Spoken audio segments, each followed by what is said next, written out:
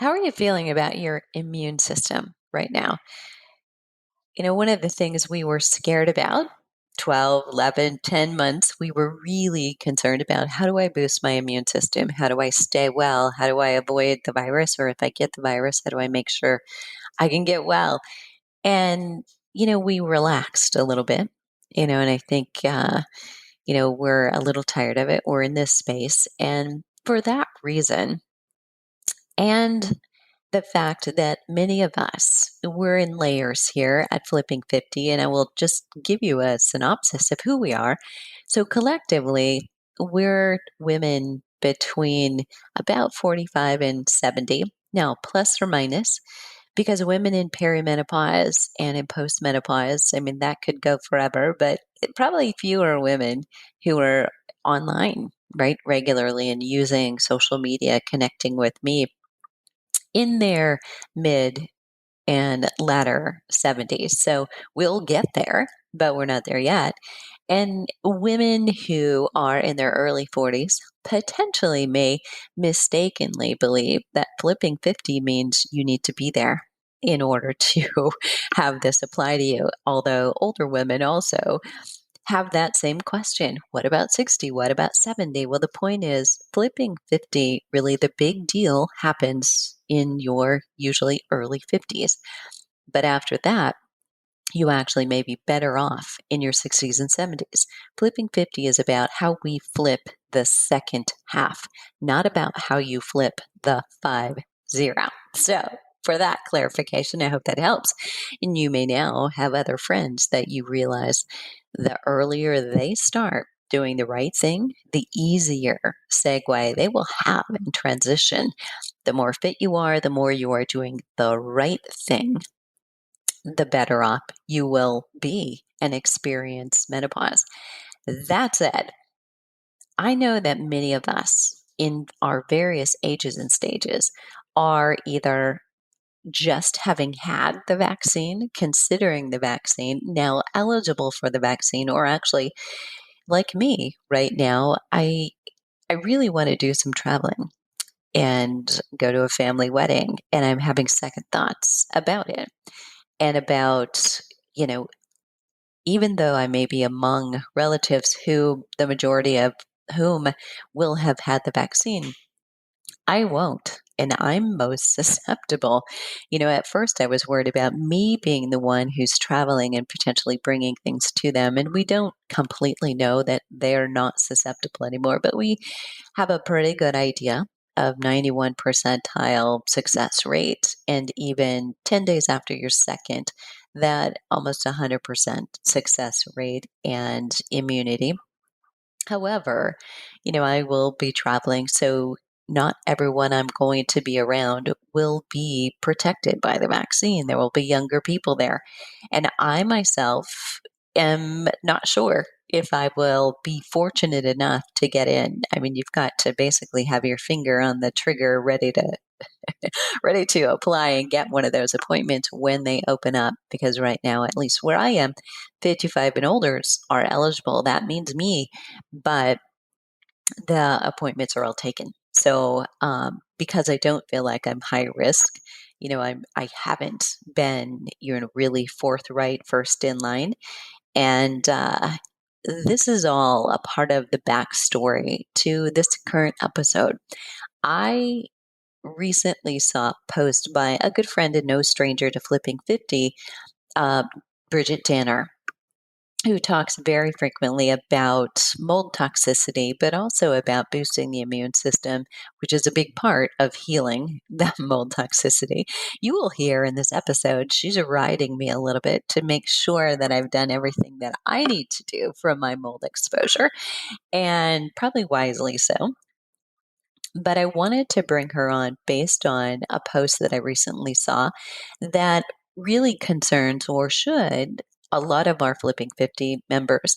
I have been a medical exercise specialist since the year 2008. In fact, it may have been 1999 I first sat for that exam.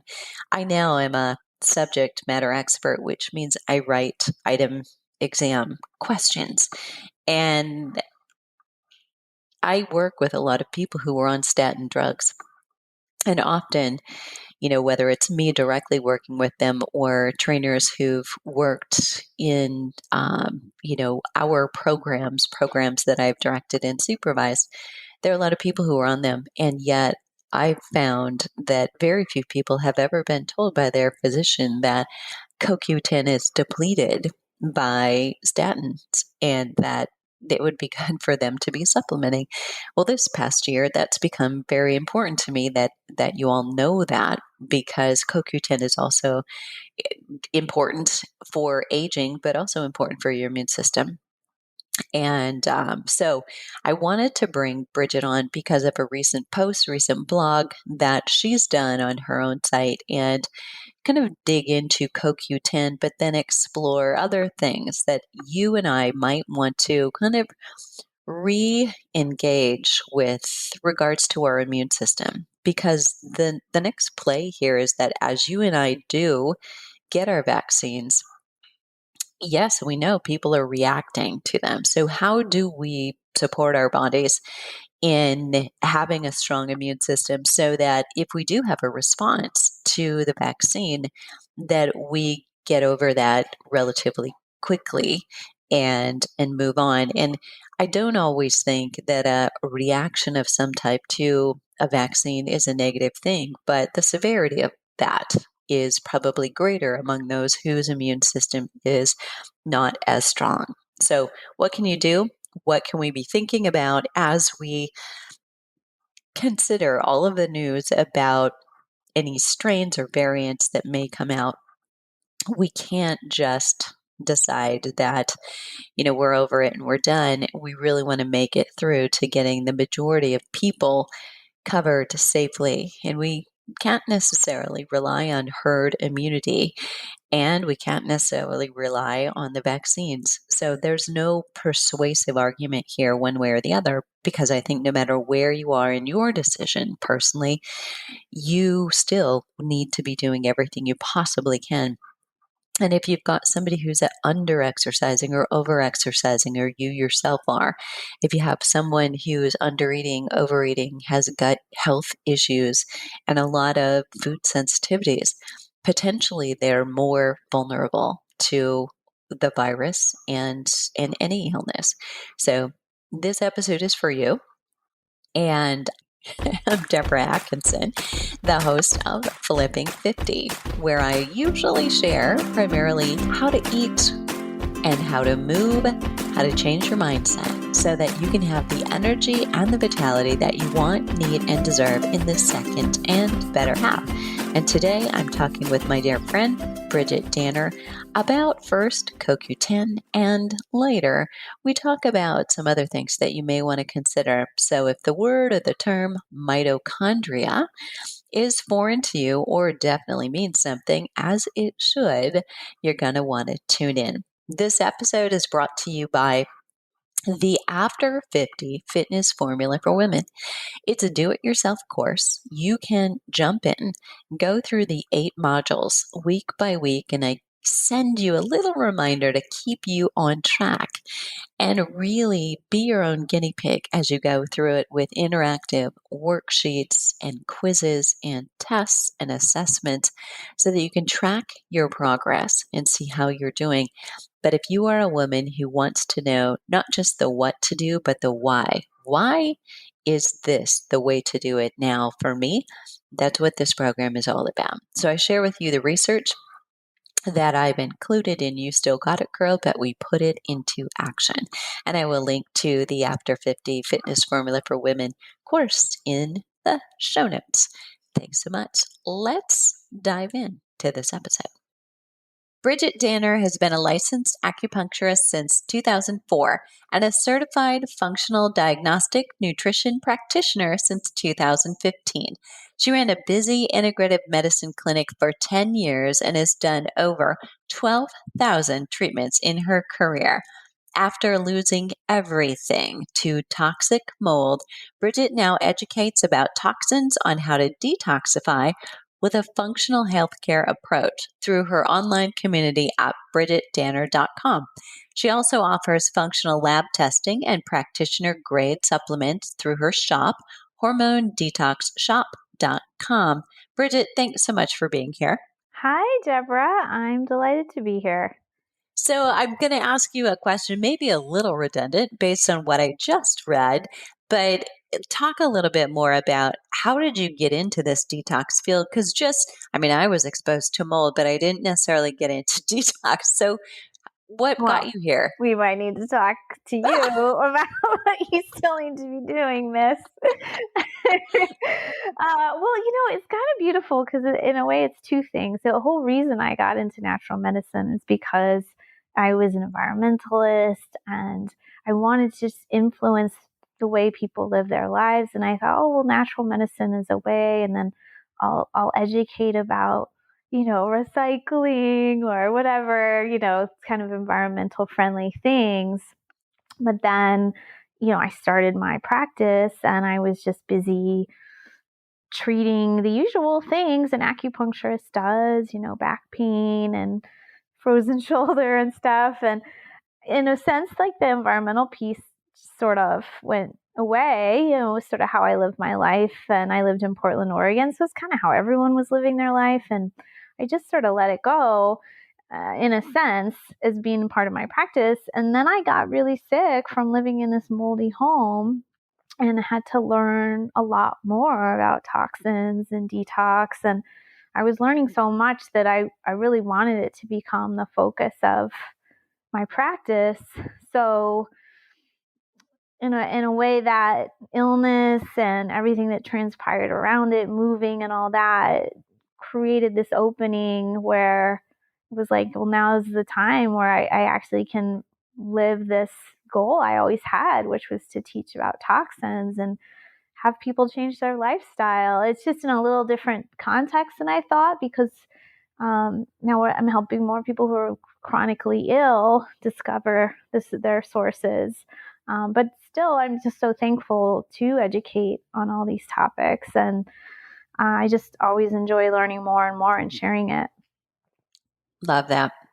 I think it's always so much valuable, or more valuable, when you're working with someone, no matter what I'm seeking out for support and help. If someone's been in my shoes, and likewise, while I'm doing it, I feel like I can talk to my customer better because I'm either in the boat rowing with them or I've been there. So I love the fact that you're there, and no secret that what caught my eye is something that you had been doing recently, and I'm always paying attention to you. So every time I scroll through my timeline, you're always right there and you're so cheerful. I watch your Instagram just because I like you so much. I don't even care what you're talking about. But you're so good. I'm going to start talking about Netflix then. And I'll stay. All right, I'll stay. But you were talking very recently about CoQ10, and that is like when the universe talks to you 3 times. It's like, pay attention, because it had kept coming up in our community. And I think it's come up several times when I'm working with a client who might be on statins and didn't realize or was never told that depletes CoQ10 and you probably should be supplementing. So I kind of like to open it up with CoQ10 and then talk about, the other bigger pieces of what that is, what that does, and talk a little bit about energy too. But first of all, what is CoQ10 and what's its function? Yeah, CoQ10 is short for coenzyme Q10, and then it's also called ubiquinol, ubiquinone, and then there's a third one too. There's 3 kind of similar forms it can be in. So that's just a little background, but essentially it's a fat-friendly antioxidant. It's an antioxidant in short. If people have heard about CoQ10 as a supplement, they usually hear about it as a heart supplement. Yeah. So that's because the heart is the hardest working muscle in the body. So the cells of the heart need to have really good energy to keep pumping. So the cells of the heart have abundant mitochondria to produce that energy. So the mitochondria within that cell, one thing that they need is CoQ10.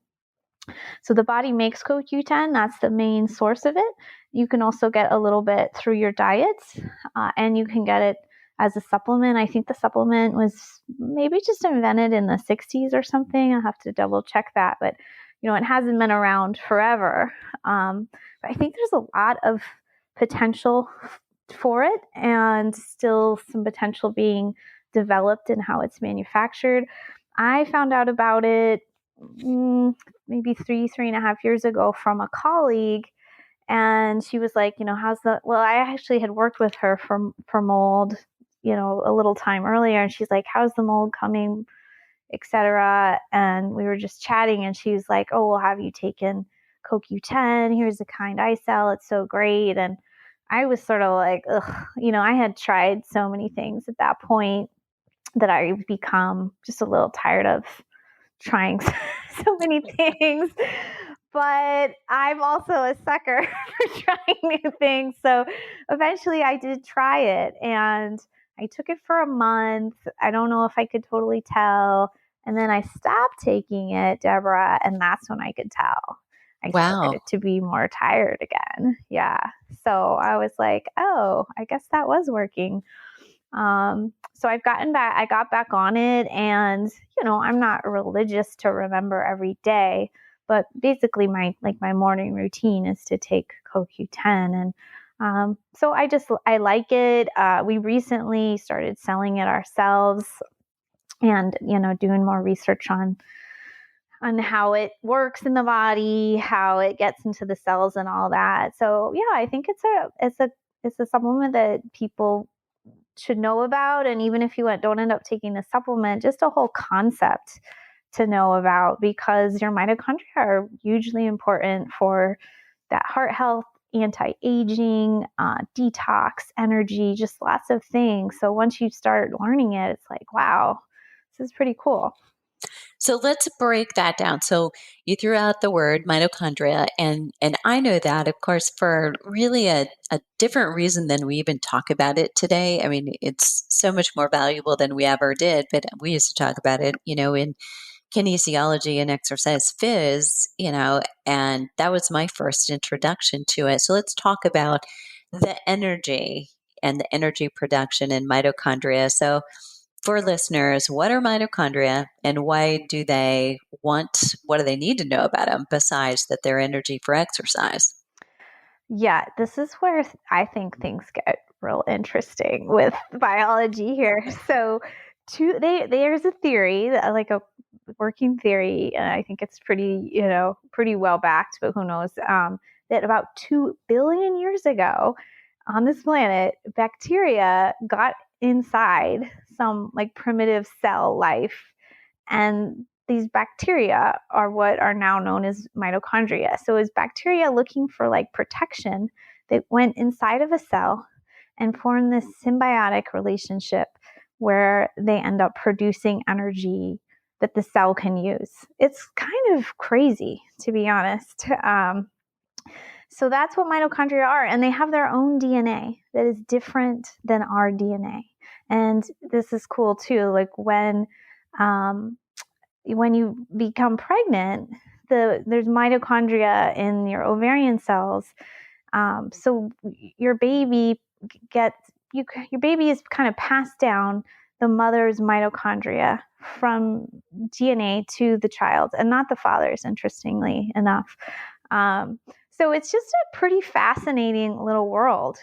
So besides the heart, mitochondria are really important in the ovaries too, because when mitochondria are part of growth and energy production, but when you think of like a developing fetus, it's making new cells all the time. And in that early stage, you need the mitochondria really healthy also for that early cell division. So just like a little interesting side note about your mitochondria. These are just some fun facts. So beyond that, now they're living in our cells for 2 billion years now, producing energy, working as an antioxidant, helping recycle glutathione, which is another antioxidant that's important for the liver. Let me get out my list here because there's like so much cool stuff it does. Anti-inflammatory, recycles vitamin E and C, so some other antioxidants. Helps produce more mitochondria, helps glucose and fat metabolism. supports exercise performance that you kind of mentioned in recovery, because athletes create a lot of oxidation when they exercise hard, right, or for a long time. So athletes are one group that could use more CoQ10. So it's pretty cool. And it does a few more things too, but those are some of the highlights. And, it's funny. So I had some sitting on my shelf and I ended up throwing it away, but I realized that I take it regularly when I'm training for something, an endurance Uh, event. Yeah. And then I back off. But let's talk a little bit about how they get damaged and maybe too tying that into the aging process, because the theory always used to be that during the aging process, we have fewer and fewer mitochondria. And then we kind of blew that out of the water not too long ago and realized if we train right, that doesn't have to be true. So you talk can about, share that. Yeah, that's yeah, interesting. how does mitochondria get damaged, and what are the symptoms that your mitochondria are damaged? Yeah, so it's kind of interesting. One way that mitochondria get damaged can be kind of from themselves, because they produce oxidants when they are producing energy. So there has to be like constantly some antioxidant balance for that oxidation, which is another thing CoQ10 can do. So that's like one interesting little twist, is that they can damage themselves, so to speak. But they are also very sensitive to toxin exposure. There's definitely cited studies on how toxins create different mitochondrial diseases and disorders. And then over exercising, like we mentioned, or even under exercising, because your mitochondria use a lot of oxygen. They take up a lot of weight and a lot of oxygen in your body. So if you're not breathing deeply, if you're not moving, then you can also affect and kind of starve your mitochondria. Or maybe if you're anemic, that could affect things. There's kind of a lot of different conditions that are associated with mitochondrial disorders. And sometimes I think the mitochondrial disorder is coming first, and sometimes the disease is coming first. They're just kind of chicken and the egg, so to speak. But yeah, they are a little sensitive, and a lot of things can damage them. So some of the simple things you can do are like reduce toxic exposure around the home, eat a lot of antioxidants in your diet. Let's see, get the right kind of exercise and amounts, which is what you teach, right? Right. I was at some kind of lecture, I'm trying to remember. Oh, I was at a lecture about the microbiome, and a practitioner was saying that they treat a lot of Ironman athletes, and he's like, they're so wrecked, their hormones are wrecked. Like, you think, oh man, they're larger than life, but inside there can be quite a bit of damage from over exercising. Yeah. So yeah, I think that's really important what you teach. Sometimes too much is too much when it comes to exercise. Mm-hmm. Absolutely. Yeah. Love, love, love. Okay. So what else can listeners do to support mitochondria and have more energy? CoQ10 being one. What else? Yeah, deep breathing, I think, is one idea. If you want to talk about detoxing the home more, avoiding plastics kind of everywhere, avoiding the throwaway water bottles, storing food in plastic, stirring food in plastic, avoiding fragrance around the home, not using air fresheners, not using conventional perfumes, that kind of a thing. And if we want to talk about other benefits from making changes like that, there's an ingredient in fragrance that's also an obesogen that can change how you create fat cells and the size of your fat cells and how you store them. So there can be, multiple benefits in reducing your toxic exposure. So one can be taking some stress off your mitochondria, but also other ways that toxins interfere with your body, create inflammation, just create kind of hormonal confusion that can leave you, tired. So we haven't totally talked about the symptoms of low mitochondria, but some of them could be fatigue, needing a lot of caffeine, feeling like you need to eat carbs often, kind of poor recall, just feeling like your brain is foggy, slow metabolism, chronic pain, kind of any kind of chronic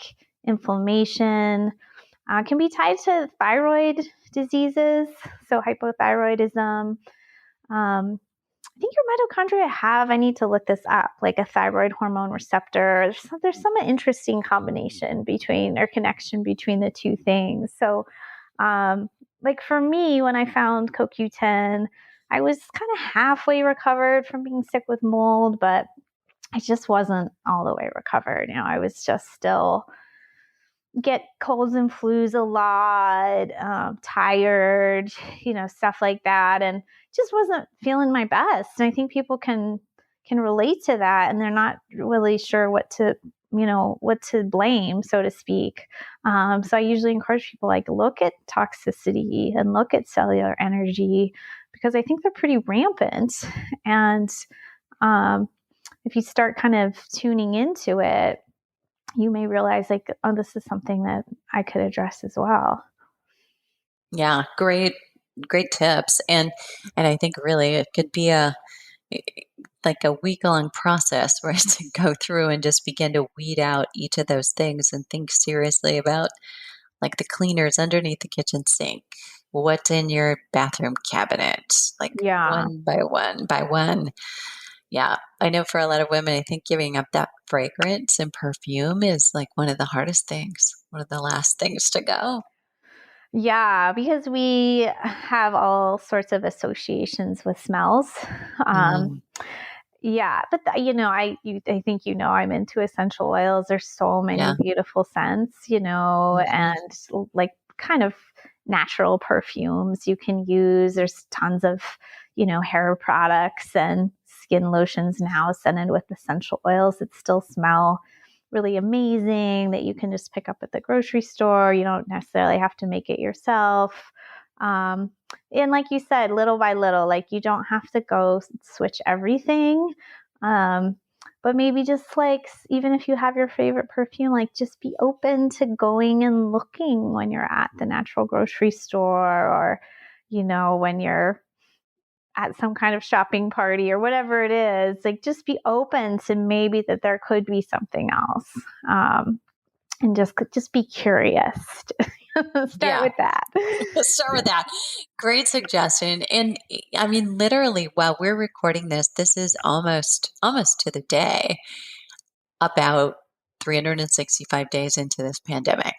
Ugh, So, yeah. I, and I think 11 months ago, we were still all like, what can I do? What can I do? What do I need to do to boost my immunity? What should I be taking? And I think we all have relaxed a little bit. I mean, we are tired of this whole thing. And yet, maybe have slipped on feeling the importance of, being proactive with supplements. I mean, what would you say to that? Are there things that you would say, I think it'd still be important that you might want to consider, X, Y, and Z as far as supplementing to boost your immune system? What would that be? Yeah, that's a great point, and we definitely saw it at our own shop. The huge peak in Yeah. immune supplement, and now, like, we're barely moving any immune supplements out the door. But throughout this 365 days, I've said a lot of the things that are really basic are important for immunity and hormones and energy. So my sort of top picks are, first, a high quality multivitamin where you're getting all your B vitamins and some trace minerals and just things that your cells need every day, things that your liver needs every day to just do its job. And then a separate magnesium, because there won't be enough in your multivitamin. That's a really important one for women. It's anti-inflammatory, it's calming. It has immune benefits as well. Fish oil, it's kind of old fashioned and not that sexy, but it can prevent cells from passing around a virus. Also anti inflammatory, good for your brain, good for your gut. And then many people do need regular vitamin D. It's good to check your status and know, but vitamin C is very active, and there's been different studies about vitamin D. Did I say vitamin D or C? You started with D and then you said C. So I was like, wait a minute. Yeah, I just had a slip. Vitamin D is what I'm talking about at the moment. There's been a lot of studies about vitamin D levels and COVID severity. And even at a fairly, what I would consider low level, if it's higher than like the very bottom, your COVID severity is a lot less. So we like to see in functional medicine your vitamin D levels between like 60 and 80 IU, or what is it, mgdl, I think is the rating on that in the blood. And then even at 30, your COVID severity is less. But if your levels are 20 or 15, which is quite low, the COVID severity was a lot higher. So I just find people don't get in the sun enough. If you're inflamed, you don't absorb vitamin D enough. People wear a lot of sunscreen. So even here in Arizona, where you and I live, I've had some clients come back with 25, 30 on their vitamin D. And I'm like, how are we in Arizona? Yeah, so low. So there's different factors, I think. So that can be a good one. And then maybe the last one I'll mention is we doing a probiotic or some different gut support consistently. I mean, that's still what we sell number one in our store is gut support, because I think everybody's gut is such a mess, and your immune system is reading the environment often by what comes into your mouth. So if your gut is healthy, has good bacteria, isn't inflamed, your response to foreign substances is going to be a lot stronger. Great list. Thank you so much for that. Okay, so while I have you, you're the expert, detox, immunity, supplementation. Is there a question I should have asked you that I didn't? Oh, let's see. About mitochondria or CoQ10? Or we could talk a Yeah. little bit more about detox, since that sounds like what you need to hear.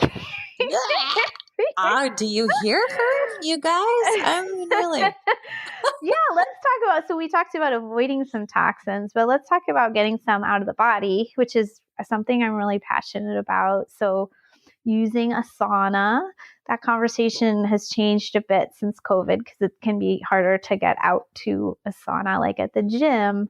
But I can tell you that sales of home saunas are soaring, and sauna Yes. blankets. So using a sauna is a fantastic way to detox, calm your body, sleep better, boost your immune system. So that's one thing I love.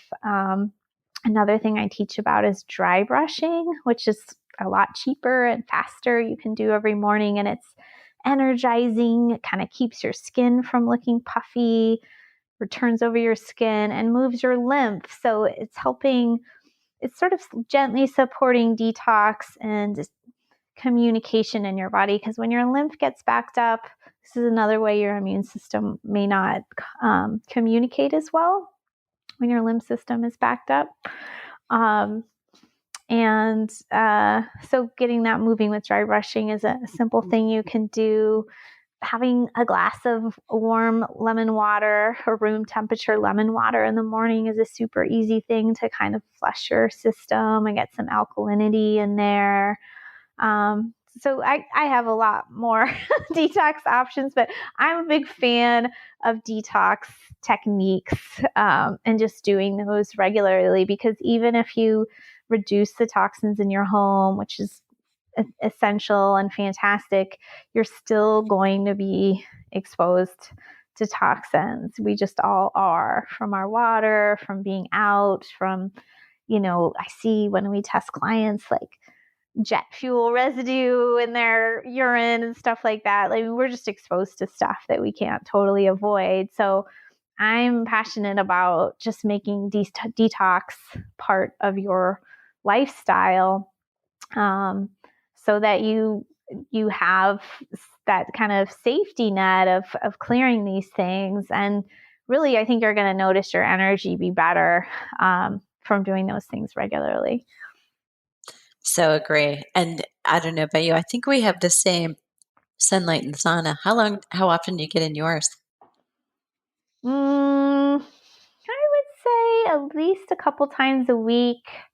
You're supposed to be in there 4 times a week, is what Connie's been saying when I interview her.